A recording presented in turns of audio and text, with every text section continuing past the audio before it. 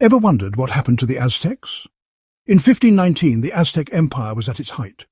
At its center stood Tenochtitlan, a sprawling island city built on Lake Texcoco, with causeways connecting it to the mainland. It had towering temples, a vast market that saw 60,000 visitors a day, and floating gardens that fed its people. The city was clean, organized and stunning, larger than any city in Europe at the time. The Aztecs were not just warriors, they were astronomers, engineers, artists and philosophers. Their calendar tracked solar and lunar cycles with incredible precision. Their society was complex, with schools, legal codes and an organized military.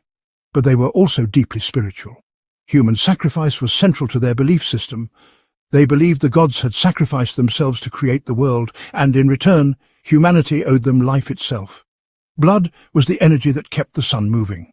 But across the ocean, change was coming. Hernán Cortés landed on the Mexican coast in 1519, not with an army, but with ambition. He had around 500 soldiers and a few horses, creatures the Aztecs had never seen. To the Spanish, the Aztecs were heathens hoarding gold. To the Aztecs, the Spanish were strange, pale invaders with thunder weapons and steel skin. But Cortés wasn't alone for long. He exploited resentment among the Aztecs' enemies, especially the Tlaxcalans, who had long resisted Aztec domination.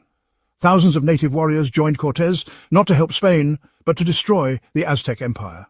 When the Spanish reached Tenochtitlan, Emperor Moctezuma welcomed them. Some believe he thought Cortés was the returning god Quetzalcoatl, as foretold in prophecy. Others say he simply wanted to avoid immediate war. Either way, it was a fatal decision. Cortés took Moctezuma hostage, using him as a puppet to control the empire. But tensions boiled over. Civilizations ever to rise and fall. After a massacre of Aztec nobles during a religious ceremony, the city erupted in revolt.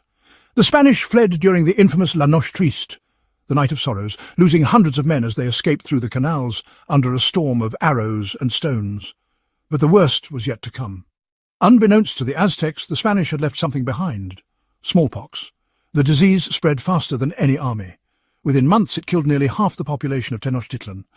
The virus didn't discriminate. Priests, warriors, rulers, all fell. Entire families vanished. The empire's structure cracked under the weight of death. Cortés returned in 1521 with more troops and thousands of native allies. This time there was no negotiation. The siege lasted 93 days. The city that once gleamed with white stone and gold was reduced to rubble and ash.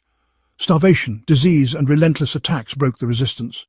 When the fighting ended, Tenochtitlan was gone, and so was the empire. But the Aztecs didn't vanish completely. Their bloodlines, language and traditions endured, woven into the fabric of modern Mexico.